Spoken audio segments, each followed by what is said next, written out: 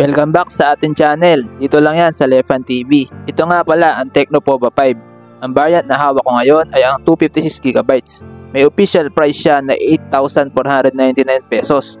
Pero nabili ko ito sa Shopee ng below 6,000 pesos lang nung nakasale siya nung 11/11. Kung gusto nyo malaman kung bakit karapat-dapat nyo siya bilhin, kung naghahanap kayo ng budget gaming smartphone, make sure na panoorin nyo ang buong video.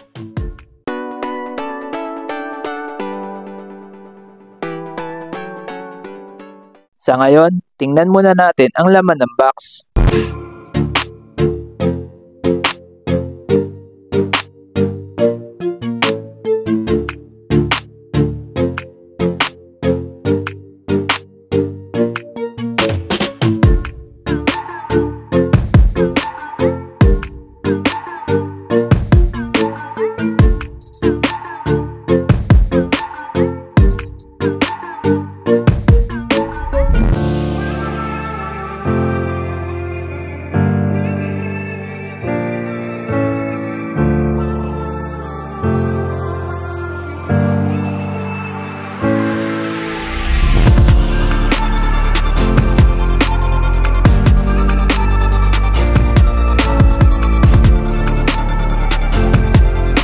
Sa ganitong price point ay nandito na lahat ng kailangan mo. Good job kay Tecno. Tara, pag-usapan na natin ang specs and features niya. Nagustuhan ko talaga dito ang kanyang design. Ito ang Turbo Mecha design. Sa murang halaga ay nabigyan tayo ni Tecno ng isang good looking gaming phone. So dahil gaming phone nga siya, dito na tayo sa kanyang platform. Meron siyang MediaTek Helio G99 6nm chipset. So asahan na natin na maganda nga to pang gaming dahil sa chipset na yan. Pang mid-range ang G99 pero nailagay nila sa Tecno Pova 5. Meron nga pala siyang Mali G52 MC2 na GPU. Ito ay may Android 13 at siya ay naka iOS 13. Ang Tecno Pova 5 ay may Antutu score na around 420,000. Nga pala guys, si Pova 5 ay may dual speakers, certified by DTS and Sony Hi-Res.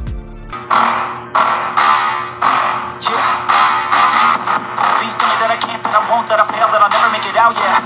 Please tell me all the bad, never good. Fill my head full of every single doubt, yeah. Please say any negative thoughts. I pop off when I hear people say I cannot. I get off to the thought of proving everyone wrong. I won't stop to the top, so you better back off and get lost. I'ma stay loud, stay proud, never running out, never heading south. I'll be spreading out, call it word of mouth. Can't put me down, I'll be getting loud.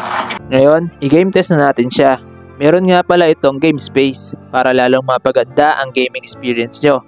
Ang lalaroin natin ay Mobile Legends, Call of Duty Mobile, Wild Rift at Free Fire. Sa Mobile Legends, ang max settings niya ay Ultra Graphics at Super sa HFR niya. Okay naman siya sa ML, sobrang smooth niya at ang ganda ng graphics. Siguradong mag-e-enjoy kayo kung maglalaro kayo dito sa Pova 5.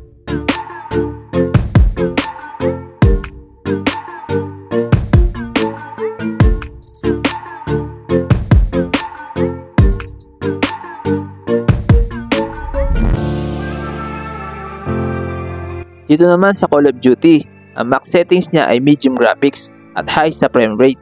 Well, kahit sa mababa lang ang settings na pwede niya i-offer sa atin, nag-enjoy naman ako sa paglalaro dito ng Call of Duty dahil sobrang smooth niya.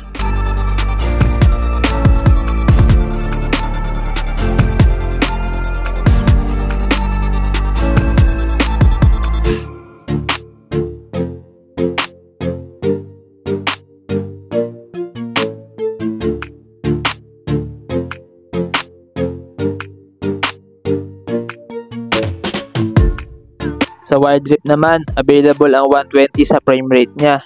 Sa experience ko dito ay around 92 FPS siya at hindi na siya bumaba doon. Sobrang smooth na experience ko dito at wala akong frame drop na naranasan.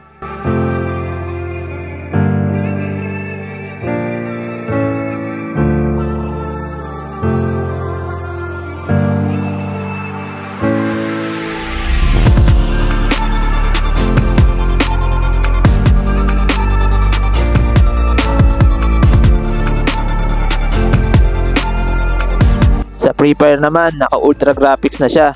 Sobrang smooth din dito sa Free Fire. Wala akong frame drop na naranasan sa paglalaro ko.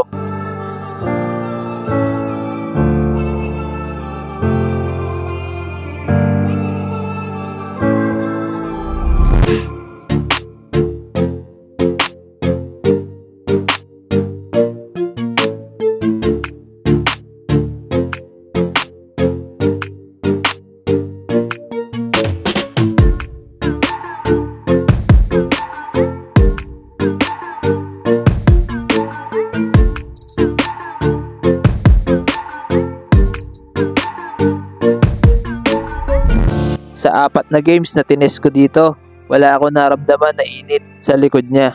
Sa around 40 minutes kung paglalaro, from 99% ay naging 93% ito.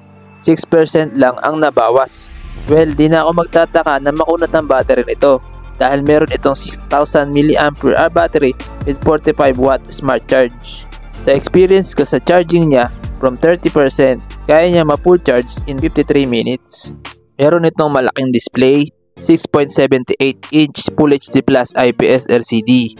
May 1080 by 2460 pixel resolution. Well, kahit hindi siya AMOLED ay hindi naman niya ako binigo dahil ang linaw ng display niya.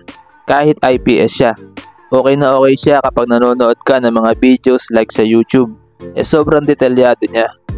Kung mahilig ka naman manood sa Netflix, wala rin problema dahil naka Widevine L1 na siya. Naka punch hole design na nga pala siya at maliwanag ito dahil naka 580 nits ang brightness. Okay naman siya outdoor, wag lang sa direct sunlight, syempre budget phone pa rin ito. Ang Tecno Pova 5 ay may up to 120Hz refresh rate at pwede ka mamili kung 60, 90 or 120Hz. Pero ako 90Hz lang sapat na para makatipid na rin sa battery. Ito nga pala ang nagustuhan ko sa Tecno Pova 5. Kahit hindi mo iset sa 120Hz ang refresh rate niya, ay still smooth pa din siya. Nga pala, meron itong 240Hz touch sampling rate. So dahil nakipag-collab nga ang Free Fire kay Tecno, meron ang Tecno Pova 5 na Free Fire team. Sobrang cool tingnan at mapipil mo talaga na pang gaming ang phone na to. Muntik ko na nga pala makalimutan. Meron itong 256GB na internal storage at 8GB of RAM plus 8GB extended RAM. Meron din itong 128GB na variant. Ang Tecno Pova 5 ay may 50MP AI camera. Kasama niya dito ang 0.08MP depth sensor. Meron siyang dual LED flash at may up to 2K at 30fps video recordings. Sa selfie camera naman, meron siyang 8MP selfie camera with LED flash at kaya mag-record ng video hanggang 2K at 30fps. Narito naman ang mga sample shots ng camera niya.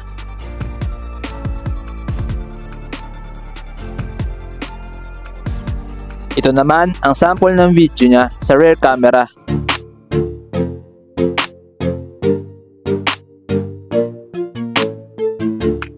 At ito naman ang sample ng video niya sa selfie camera.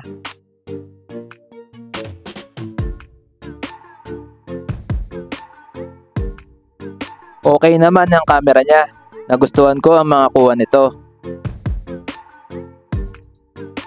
So ayun nga guys, sobrang sulit ng Tecno Pova 5. Sa ganitong price point, sobrang ganda na specs na may offer na sa atin. At nag-enjoy din ako sa gaming experience ko gamit ito. Ang nagustuhan ko dito is hindi siya madali mag-init at makunat ang battery niya. Kung naghahanap kayo ng murang gaming phone, maire-recommend ako talaga ito sa inyo. Kung nagustuhan nyo ang video na to, please like, share and subscribe. Maraming salamat. Peace!